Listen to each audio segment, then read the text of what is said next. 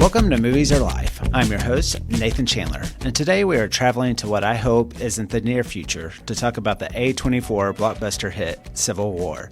It's a film that paints a harrowing landscape where friendships are tested, alliances are shattered, and the line between right and wrong blurs. Civil War has easily become one of the most talked about films of the year and one of the most polarizing. And that's why I love having this podcast. As soon as I saw this movie, I was like, I reached out to my whole database of friends that love movies. And Mark, my guest today. Hey, Mark, how's it going? Going good. Going good. Yeah, Mark Blitch was one of those where I texted, I was like, have you seen this movie yet? And so it's definitely a film that is worth talking about. But and before we jump into the movie, I don't know if you saw this, but I think we covered 13 going on 30, and I think it's celebrating a 20-year anniversary right now, which is crazy.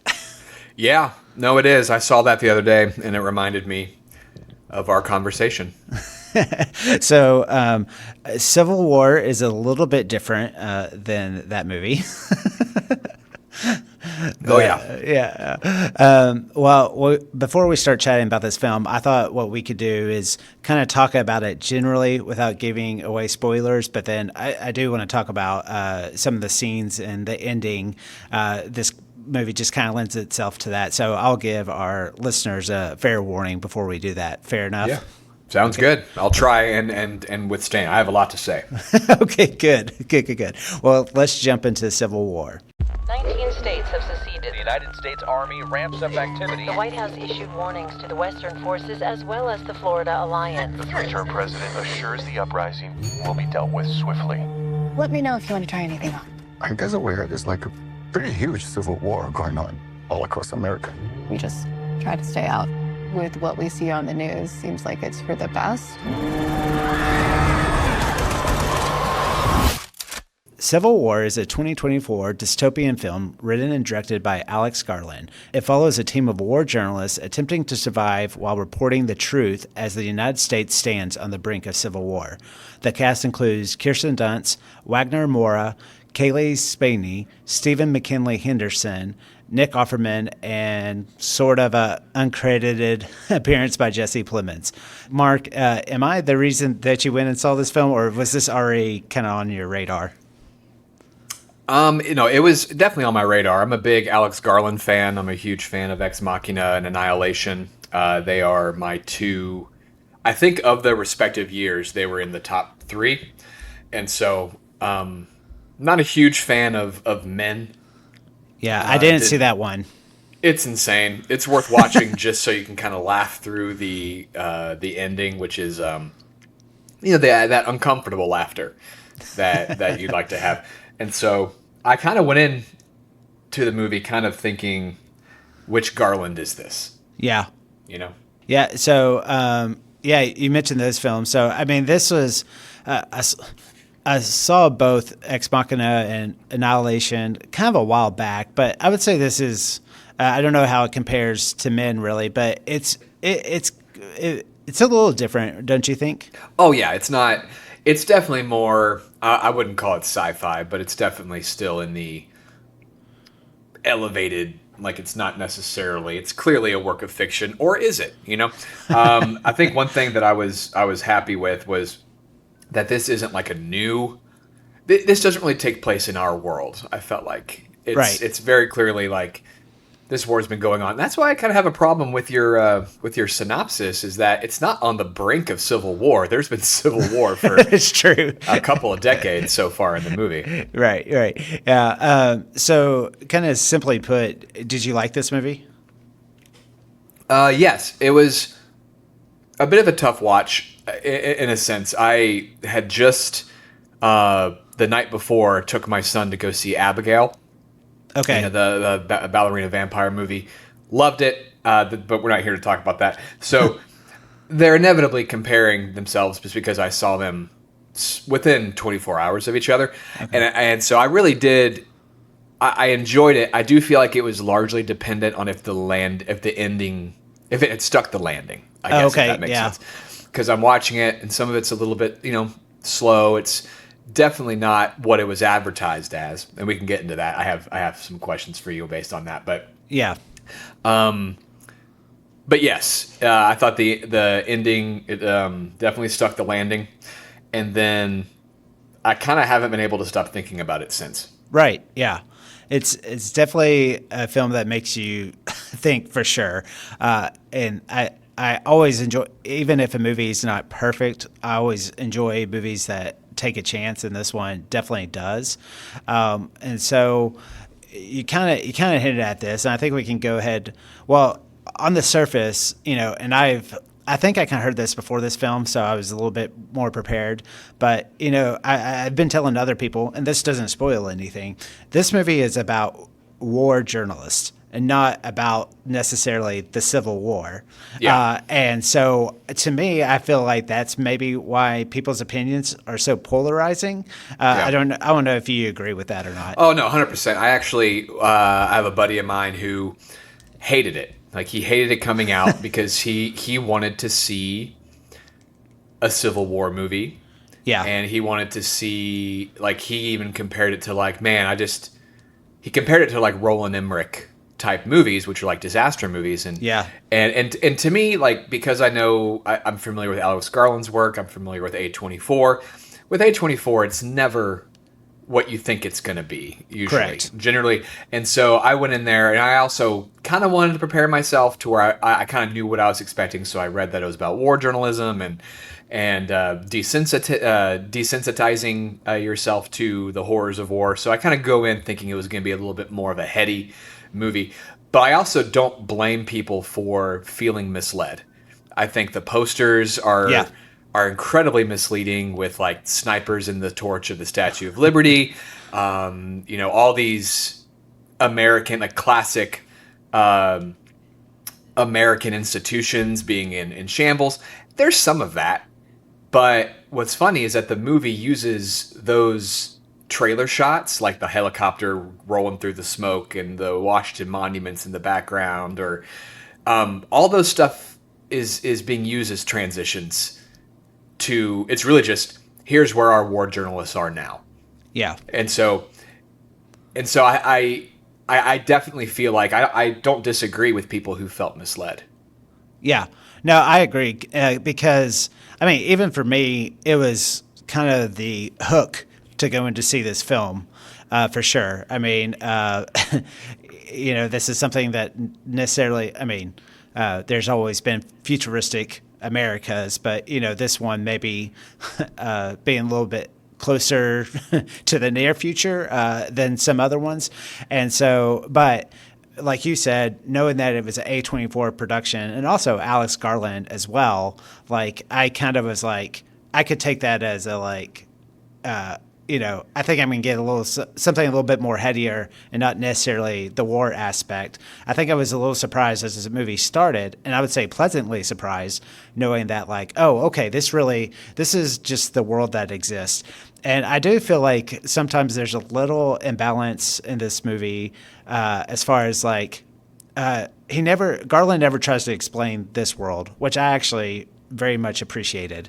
It kind of almost allows this world to be to bring in people from all over the spectrum as far as where they stand politically, So I would say that in that sense, this movie is for quote unquote all, but there are scenes that I feel like don't try to explain this world, but sometimes I kind of wonder if it actually furthers the story of these war journalists.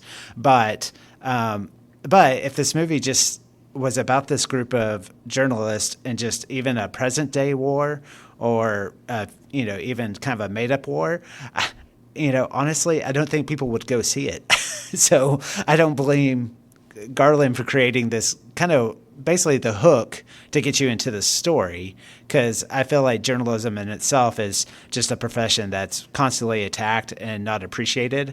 And so I like the fact that so many people are seeing this movie and getting, maybe hopefully they leave maybe being a little bit more just, I guess they respect journalism more, maybe letting things like photographs and basically not having any kind of editorial, basically not having like a 24-hour news station telling you how to feel, but also like people that are actually covering what is happening. And that's what I appreciated about that. Sorry, that's a lot of thoughts, but do you follow me a little bit? Yeah, and I think there's a lot of it that was very unnerving, because whenever you see footage from any kind of war overseas, you see so people in civilian clothes with Kevlar vests, or you see it's not always militaristic, and people in camos when in camo whenever you see them overseas. So the one scene that kind of that tripped me up a lot was it's whenever they were thrown into I think they shot it in Atlanta, because it's the Stranger Things building that they're fighting, where it's the Stranger Things laboratory building. It's in Atlanta. That's funny. Yeah. Everyone that was like, there wasn't any, clothing to tell you who was on what side. Mm-hmm. It was largely just like a dude in a Hawaiian shirt wearing Kevlar. And it was kind of striking to see something that's like very clearly like, oh, that's kind of like your typical douche bro outfit, and he's engaged in a firefight, not hitting really anything. And I thought that was just really kind of unsettling, is seeing the dude strung up in the car wash, like things that you're very small town America, and now they're kind of being used as a war zone. That was more unsettling to me than the politics the politics of it all. Yeah. Yeah. And I did like the framing of that sense of like, because, I mean, we're, as a whole, our society, we're desensitized by imagery of certain things. I'm not saying we can't be affected by such imagery from war and battles and that sort of thing, but I do think that it's placed here in America. We're seeing American citizens, that sort of thing. We're paying attention a little bit more to the story of these journalists, and if that makes sense. Oh yeah. Yeah. So I do feel like as the film, kind of taken away, like maybe really like how you feel about the plot and those sort of things, I thought the film, from a filmmaking standpoint, was amazing. I had the chance to watch it in IMAX, and the sound design, the cinematography. I thought that I loved the group of actors here. I thought they were really good as well. Did you like those elements of this movie? Yeah. It was very visceral. The sound design was great. There was nothing really sensationalized about it. It was just kind of, again, it kind of adds this element of just being kind of haunting. But they used a lot of it. They used something called like a DJI Ronin, which is basically just like we have them at my work, and they're just Steadicam gimbal systems, but they're not super. They're cinematic when you want them to be, but they're also just very documentary style, kind of run and gun. Yeah, they're not huge setups. They're not like giant Steadicam rigs. They're pretty. Like me, I used to be able to do a lot more of like the heavy lifting camera work at my work, but because of my shoulders and getting surgery repair, these Ronins are so small that they don't really put a lot of. They're not very taxing on your body, and so it almost feels like, oh man, I could see war journalists using these, in the field. So it kind of drew you in a little bit more. Yeah. Did you? Were you able? I know you're mainly in video and the film world, but I think there's a lot of parallels to journalism, especially with the use of cameras and that sort of thing. Were you able, just from your profession and kind of your background, were you able to relate to these characters? Yes, obviously not in a war situation, but right. I want to talk about the main part where I felt that was at the end when they were. Do you want to maybe tell people that we might be getting into spoilers here? Yeah, we'll do that now. Yeah, like spoilers here. I think we've said enough to entice you. I think base level, this movie's about war journalists. Don't go in thinking that you're going to get a discourse about American politics. So that said, okay, here's Spoilers, here we go. Okay, when they're storming the White House and they're following kind of the Western forces into the White House, Kaylee Spaney, I forgot her character's name, but she was so brazen in getting the most dangerous shot she could. And Right. I think to the normal, to the layperson who's not, in video or photography, action photography, there is always a rush to get the shot. Right. Yeah. And so from a much less, I'm just shooting Bible study videos for the most part. So obviously I'm not going into any war torn areas. Right. Although we may go to Israel at some point in the future, which could, change that. But any time that she is like stepping out in the middle of gunfire, snapping people, and then you have like a soldier kind of, you're distracting the soldiers because the soldiers are supposed to be focusing on the enemy instead of like, nope, I'm going to pull you back in because, and so I think there's an invincibility that you feel a little bit, I have risked my personal safety for a better shot. Yeah. And there's a rush there that causes you to not use your brain. Exactly. Yes. And so I really related to that from a just from a creative's perspective. And so that part to me, it wasn't her being stupid to me. It's like, oh no, I totally understand in a much lesser sense. Yeah. That's what you do. Yeah. And you want to get the shot. And then so and actually someone brought this to me and said that this is a thematic trilogy. Like this ends a thematic trilogy with Nightcrawler and Nope. Yeah, I thought of. I'm glad you brought up Nightcrawler. I hadn't thought about that movie, but I did think of Nope for sure. Yeah, and it's pretty perfect. It's how far are you willing to go to get the perfect shot? Where does integrity come into that? And when are you complicit? Because like war photographers, you're not supposed to intervene at all. Right. Yeah. But I think this movie did a good job showing.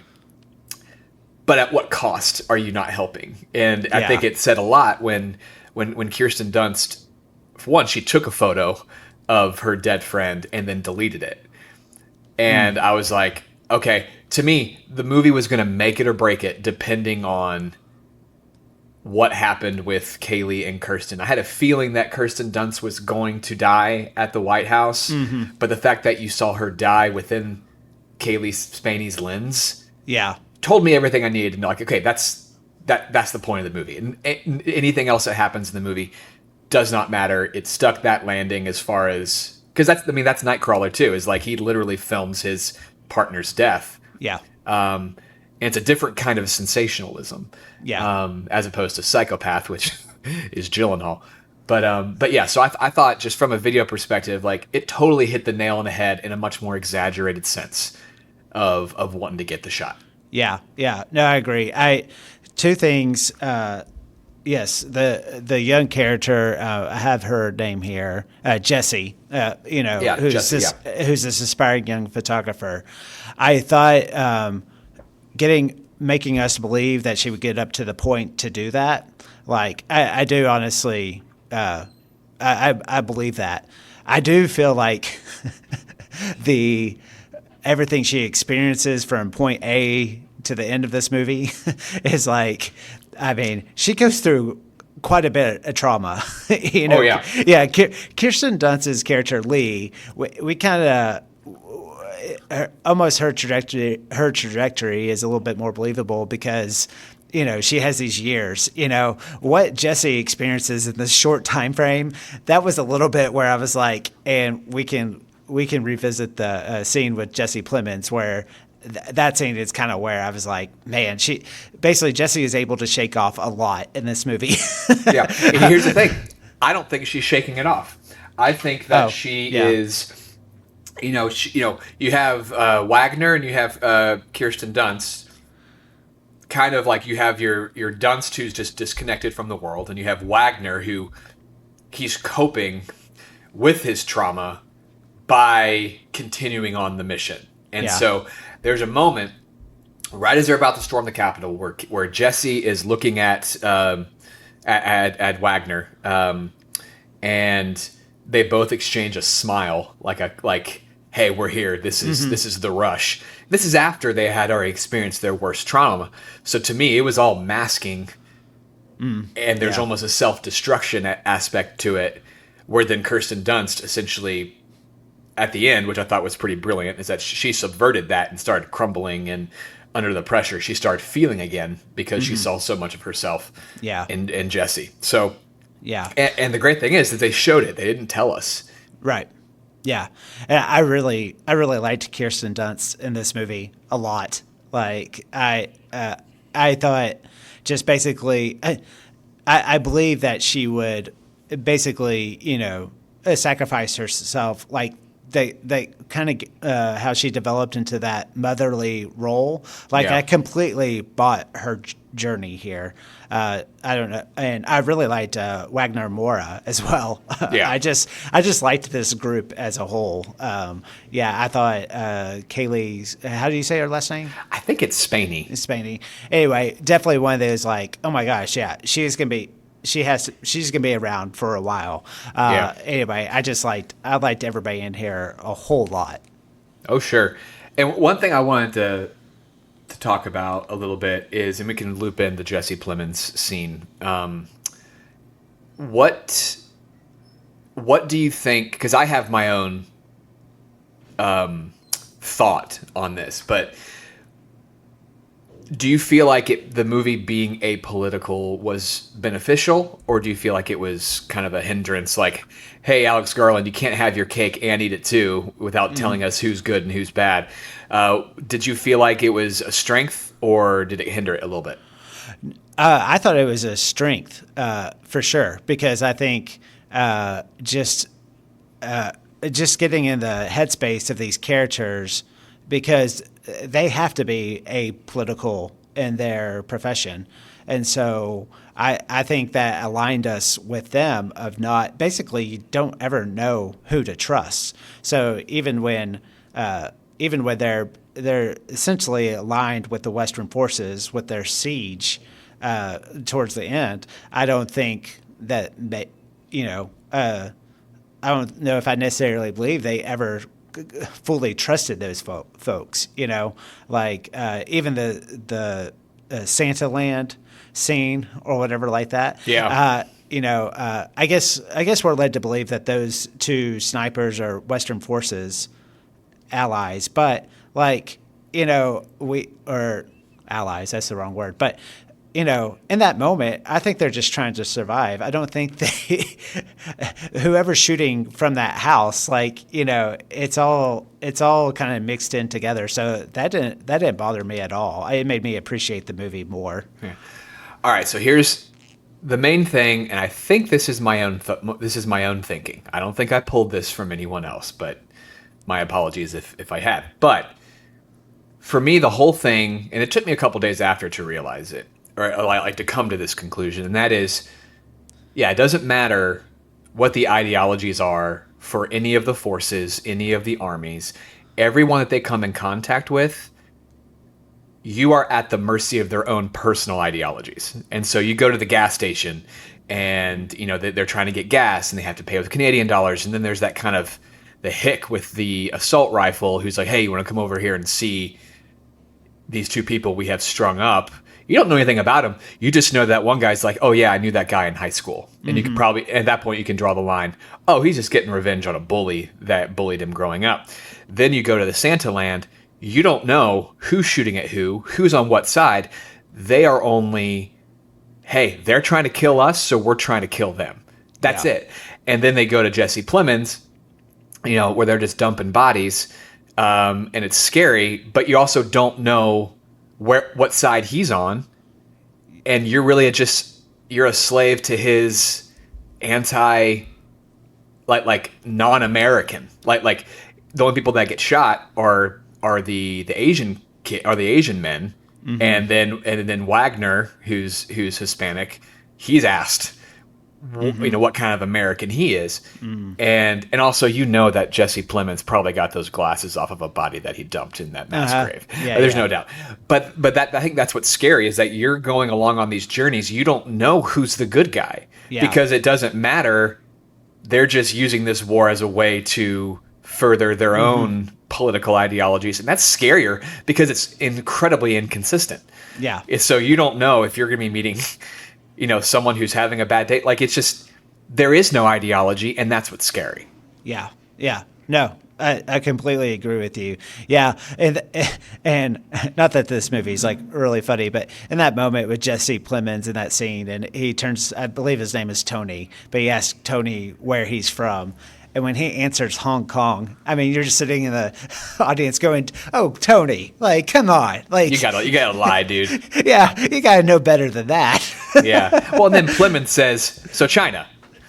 Oh, yeah. As if, those are the same place, right? And so, that was one scene. You talking about it. I think. I can buy into. I thought it was an incredibly effective scene. For sure. It was the one moment where I felt like I was like, at this point, even like if you took out that scene, you might argue with me. I think the trajectory to DC and then where the characters end up going, I would still would have believed that. It was kind of the first time that I was like, man, we're really like kind of reveling in this world.